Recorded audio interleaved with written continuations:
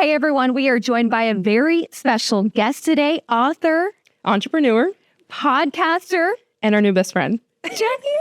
CBS 12. Thank you so much for having me. We tried to make this super pargy for you.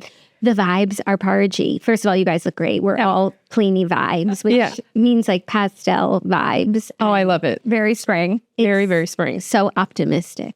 Yes, and our friend Charlotte, she's wearing pink.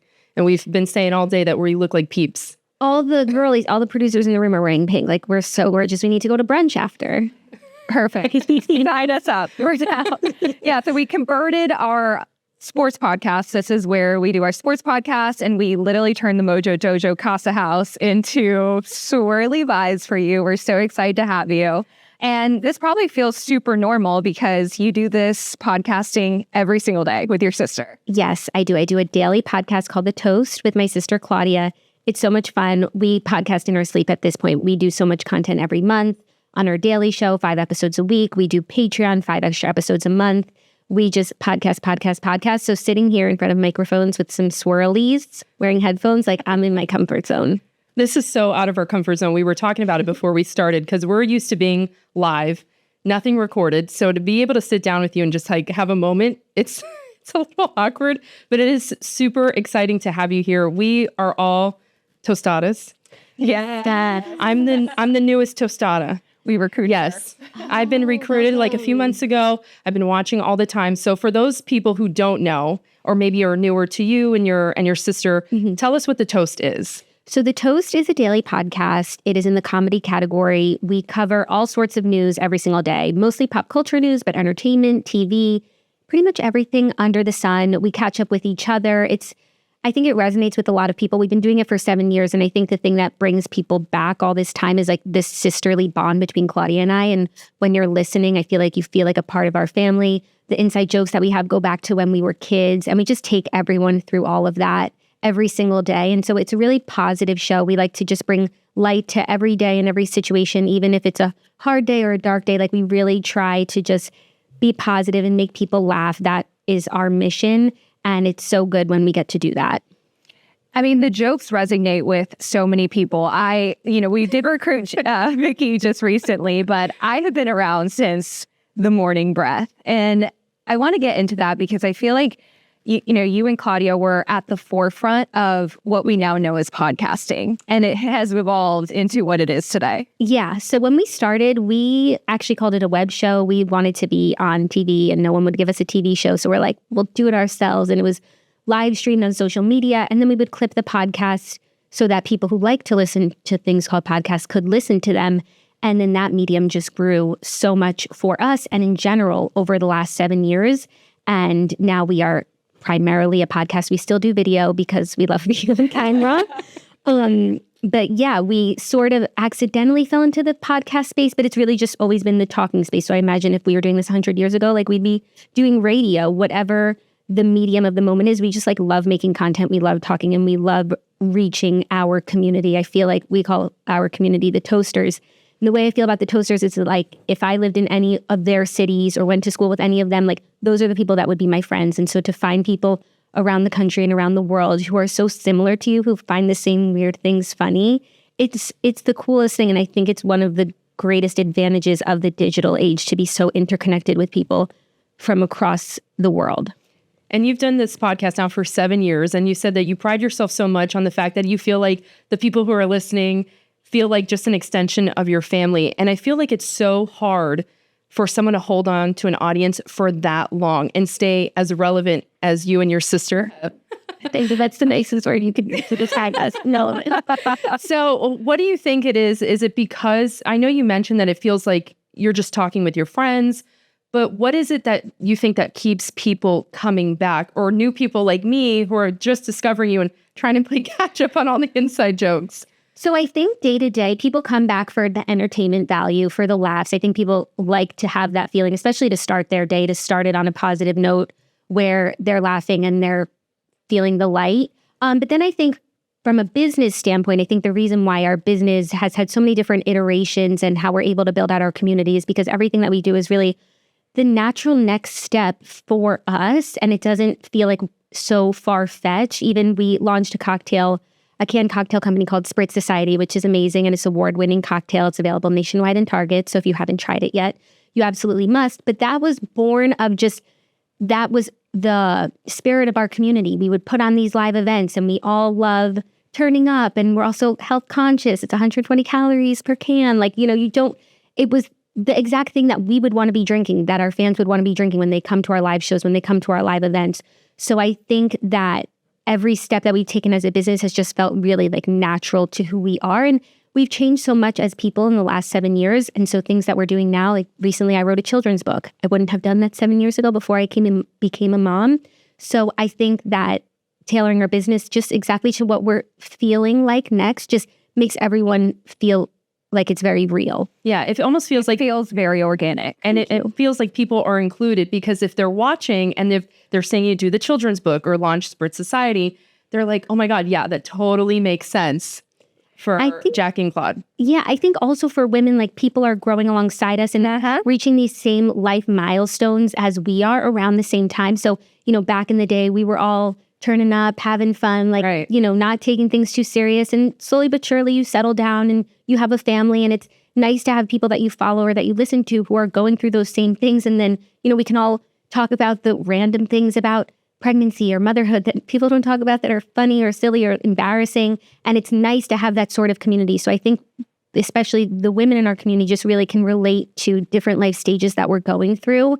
And that's also what's made it we're a part of your daily life. Yeah. I mean, I feel like I have grown up with you and Claudia because we're about the same age. So it was really nice to, be part of the community. And then with the inside jokes, it feels like, I'm sure so many in the audience feel this way, that, we're all just sisters. Yeah. No, that's exactly how I feel about the community. When we do meet and greets, we do meet and greets for Spritz Society. We do meet and greets for our live shows. And whenever we meet toasters, we could talk for hours. First of all, we all know each other so well if they've been listening to the toast, but then just our personalities and our senses of humor, we feel so interconnected. Yeah. And so you mentioned Spritz Society, and that's something that you all have launched or really expanded on in the last few weeks.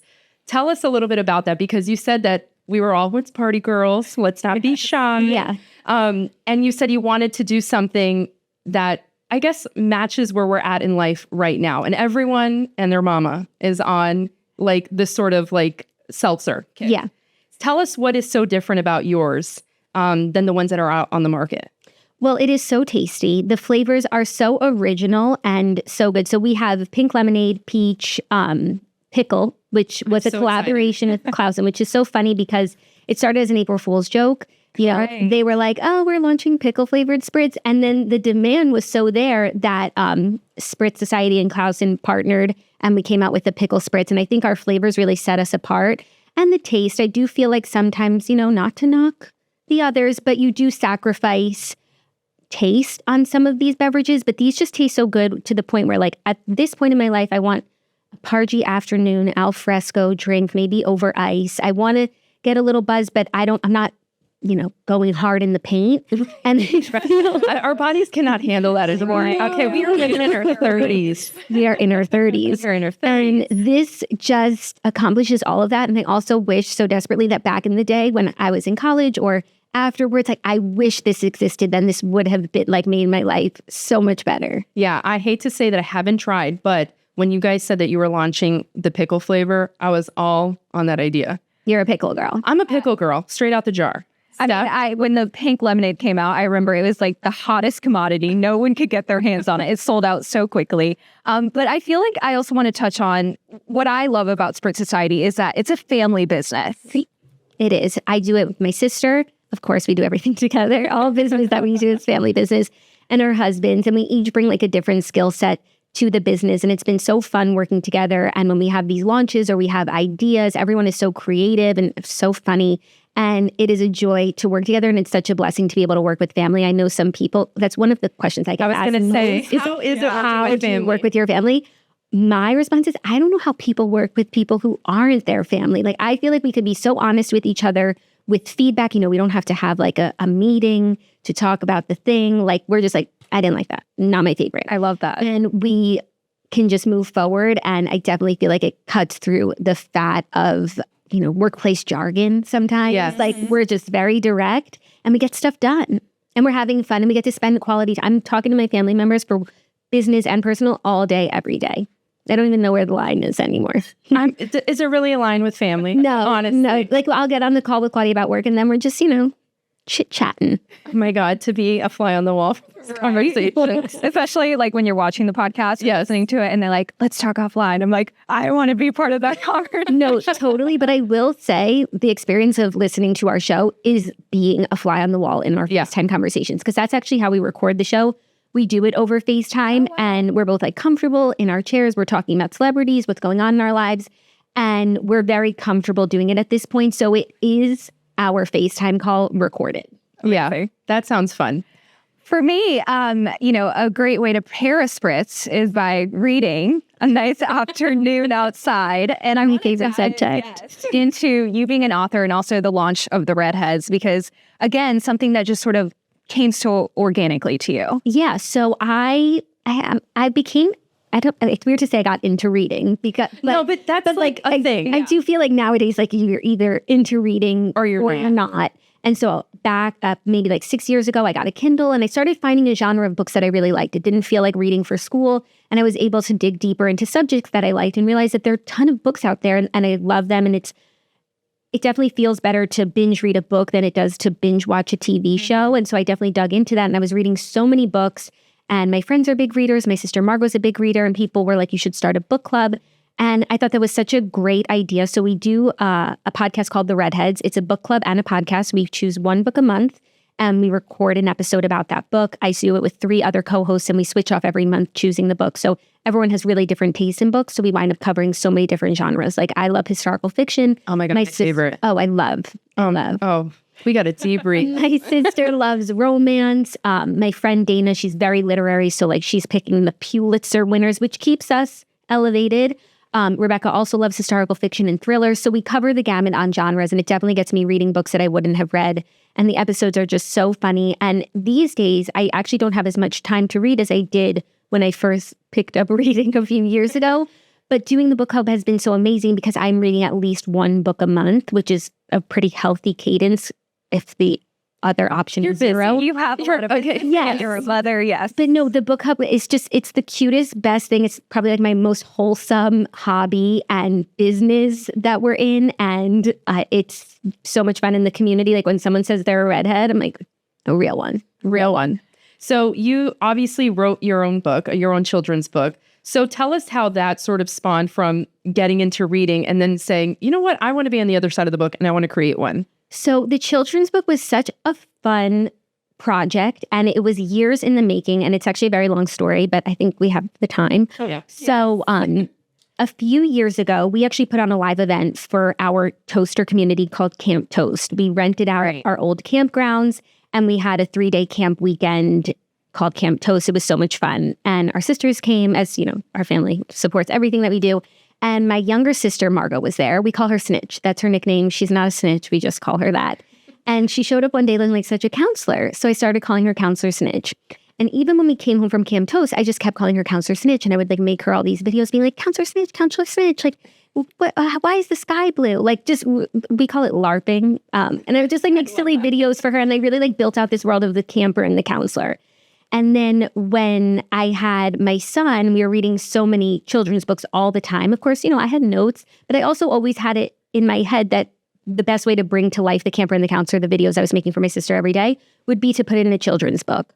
So when I was pregnant, I wrote my first draft and then over the next year, edited it, found a great illustrator, publisher, and it all came together in this beautiful work of art.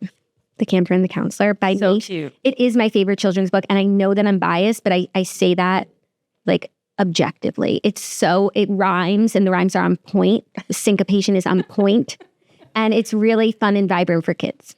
I mean, like that one right there is Alexa's, right? Our producer. She brought it in. She is also a young mother. So again, something that just sort of works out for your brand and everything because all of us are growing with you entering motherhood. So I know Alexa was so excited to bring it in. She also has 2 boys. Yes. They're so cute. You have to see them. Cute. I know we're biased because we're her friends, but like they're really They are really cute. I can't wait to see. That's so sweet. So, Alexa, I mean, can you chime in on, how this experience was for you? I'm also an OG brother, as we call ourselves. And every day we come into the newsroom, naturally, we're always, we're like, some prior conversation that's supposed to Yeah. growing with you guys has been incredible. And then seeing where you guys were and where you come from and where you are now with all these businesses. And again, like Steph said, like, I'm a mom, so I'd love to lead somebody's super life. So it's, again, that's something that we can grow with you. And it's just been so awesome to follow you. Yeah, I love that. Thank you. I think that's also one of the best parts of the toaster community is when toasters in the wild meet each other, like whether you're working with someone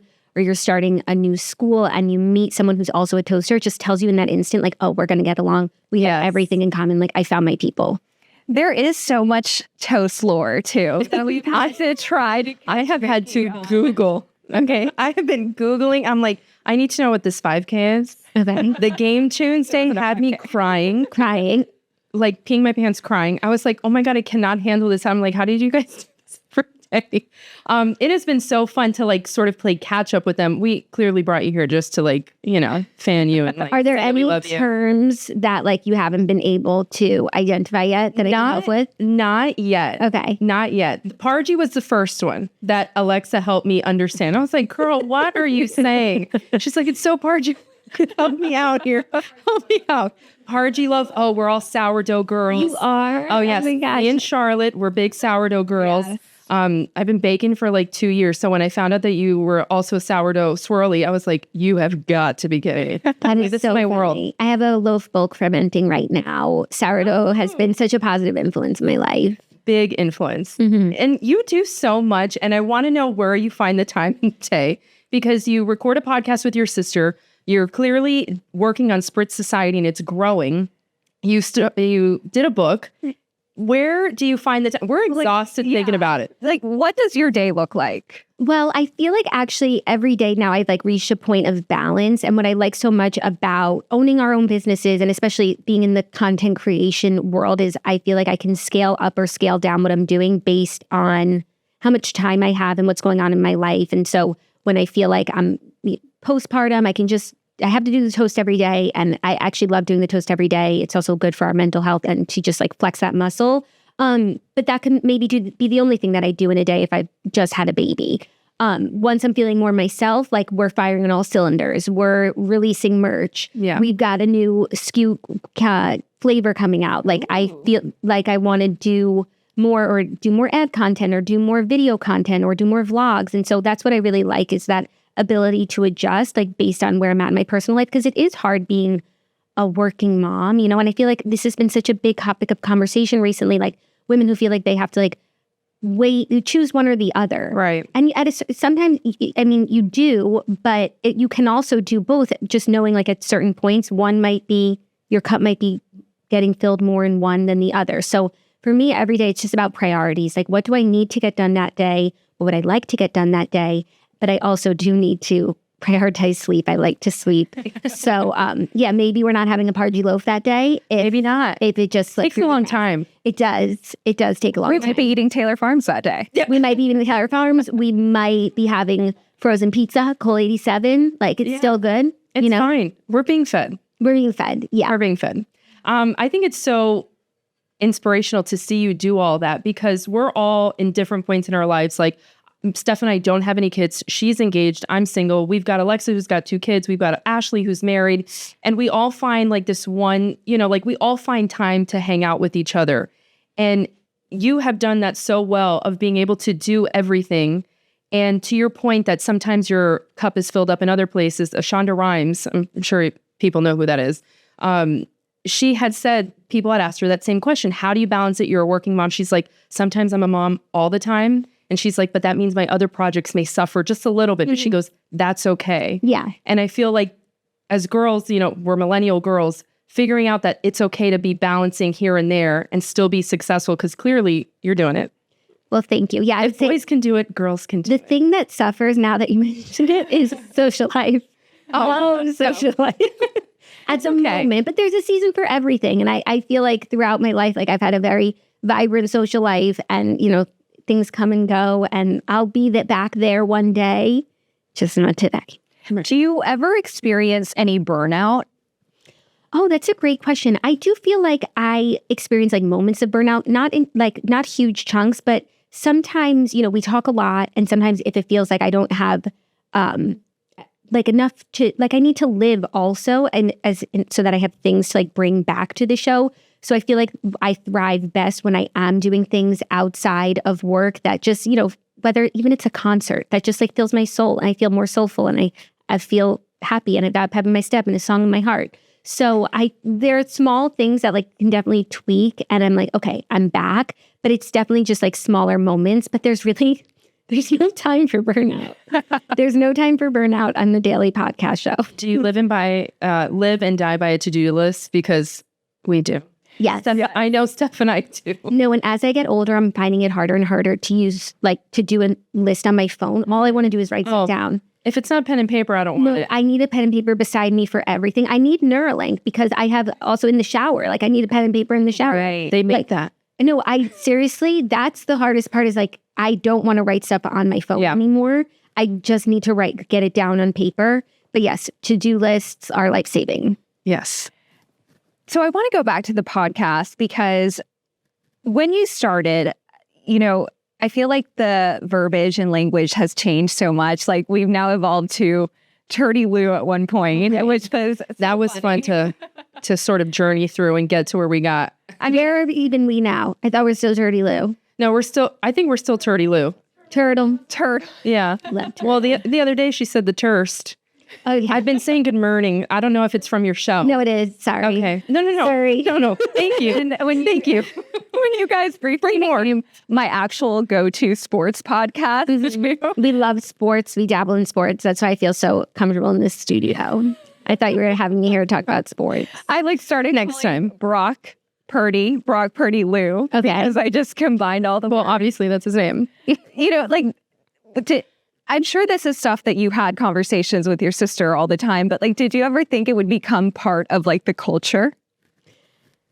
No, I feel like everything that we do, at the end of the day, we're just sitting in a room FaceTiming each other, just talking, and then it's just funny. It reaches all these people, then people start talking like that, but we don't see it every day in practice. So sometimes I'll be watching a reel or she sends me a TikTok and it's someone I've never heard of, talking about their swirlies, drinks with the swirlies. And it's did they even listen to the toast? I don't know. Are we all just calling each other swirlies at this point?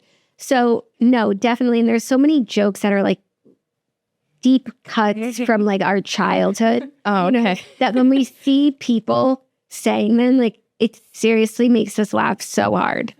It's so good. And you had mentioned that you FaceTime with your sister because she's doing the podcast out of New York. Yes. You're doing it here in Florida. Mm-hmm. How was that sort of transition? How many trial and errors did you have to go through? So the transition was nerve-wracking. Leading up to it, it was how is this going to work? We've recorded in person every day for 4 years, but I couldn't live in the city anymore. I have a growing family and we moved down to Florida. So it was we're going to do remote, and we did everything that we could to make it completely seamless. The way that we talk on FaceTime, nothing in our dynamic is lost because it's very quick and there's no lag there is on Zoom. Right. That's why we use FaceTime because it's, immediate.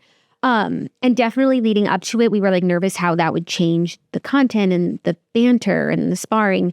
And it turned out to be even better somehow. We always talk about this, how it's nothing that we ever could have imagined. But now sometimes when we podcast together, we're ew, get away.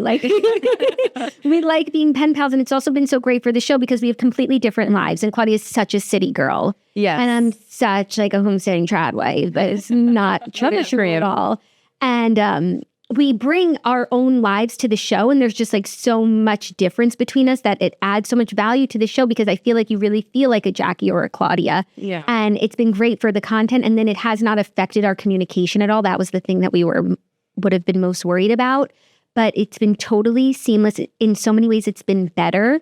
And that was a huge relief. As much as you love family, sometimes you need 5 minutes. So it's that physical distance is your 5 minutes. Yeah, I don't in the know best way possible. Now sometimes we'll be sitting in the room together and it feels so close. But we never felt that way before. We call each other our pen pals now. Oh, that's cute. I love it. I love that both of you are living different lives and still bring it together because I feel like I'm in both. You know, I still want to be a girl about town in the city, but I also like staying at home and thinking of, you know, like building my family out. So I love that you have both of those dynamics on the show. Yeah. And I think a lot of people feel the way that you do. They're either in one phase or they're straddling both. And it's not like you just one day wake up and become a completely different person. And I think watching us change as people has been something that people have related to as they grow up themselves. Especially on the internet.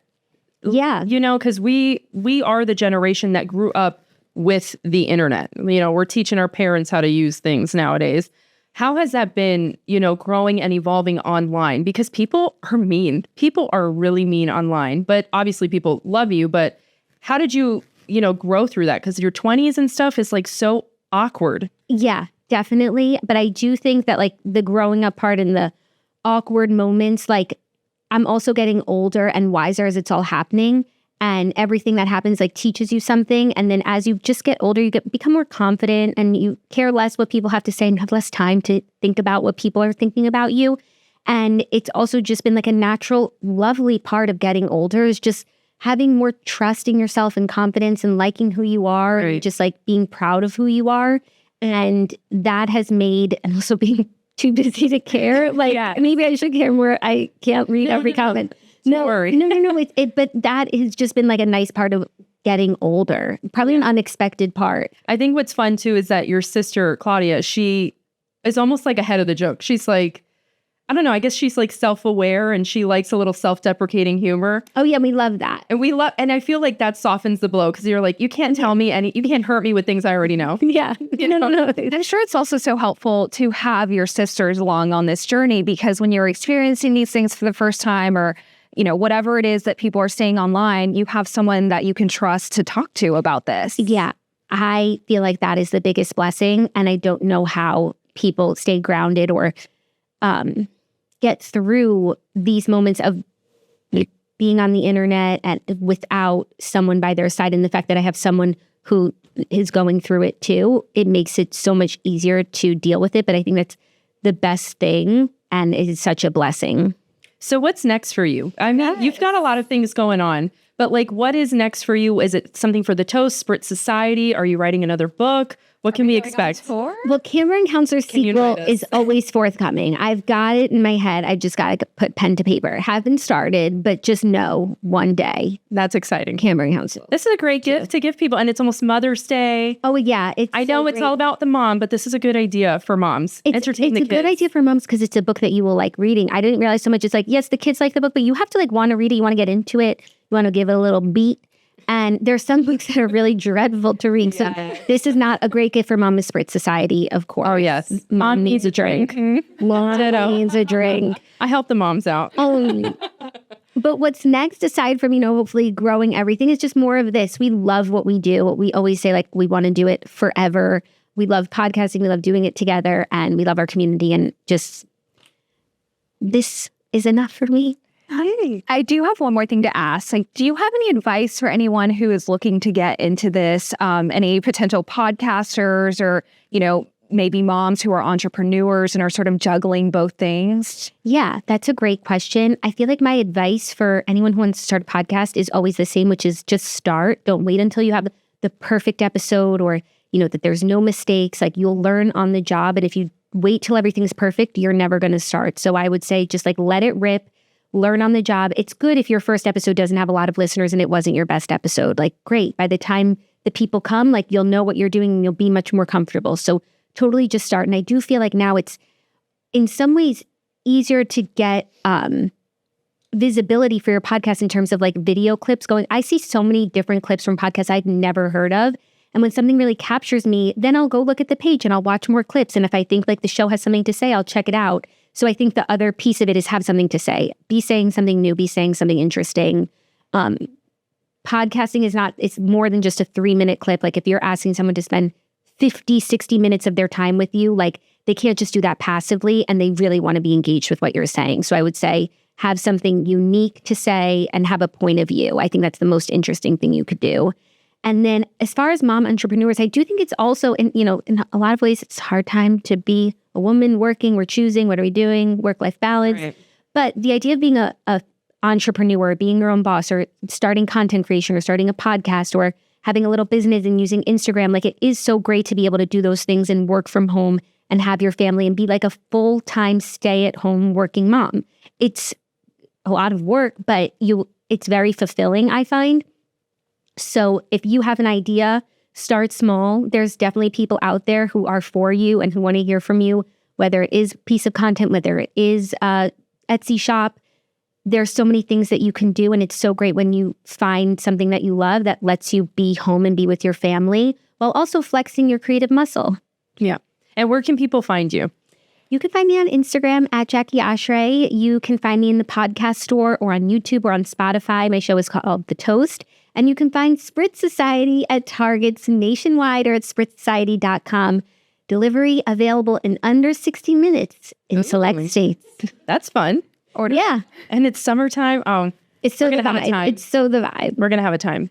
Well, Jackie, those are all the questions that I have for you. Victoria, anything else? No, I'm just happy that you're here. I'm so glad to have met you guys. It feels like just another friend entered the chat.